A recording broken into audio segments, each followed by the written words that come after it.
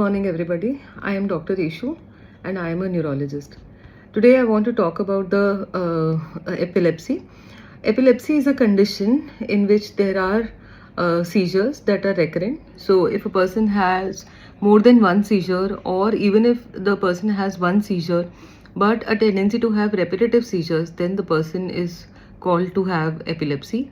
Today, specifically, I want to talk about the do's and don'ts of epilepsy, because people who come with us with a diagnosis of epilepsy, I find them seriously lacking in knowledge, and there are so many myths prevalent in the society, and they don't actually know what they are supposed to do, and which leads to uncontrolled seizures in these kind of people.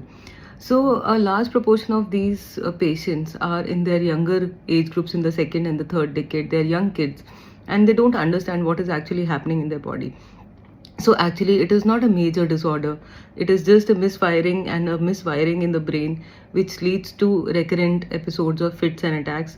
The treatment is very simple. You just have to take your drugs properly and you have to follow a disciplined lifestyle.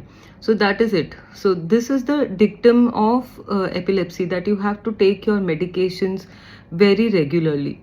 The duration of the treatment depends upon why you had the epilepsy. If it is a genetic epilepsy, which is because of some kind of mutations in your blood, then the treatment may go on for lifelong.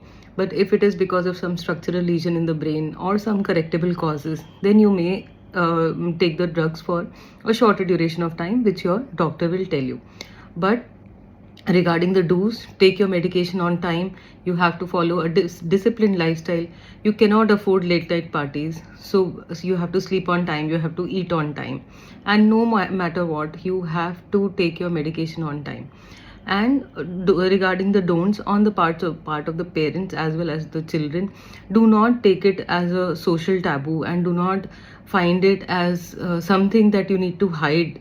Just like people have diabetes, hypertension, which is a long chronic disorder, people with epilepsy also have all the rights to live, just that you have to take certain precautions, like if you're rock climbing, or if rock climbing is a strict no-no, and if you're swimming, you have to swim under supervision, and you have to be careful when you are near the fire, and according to Indian laws, driving is prohibited for people with epilepsy. So do consider these do's and don'ts before you go on driving, and please take your medication on time and stay safe. Thank you.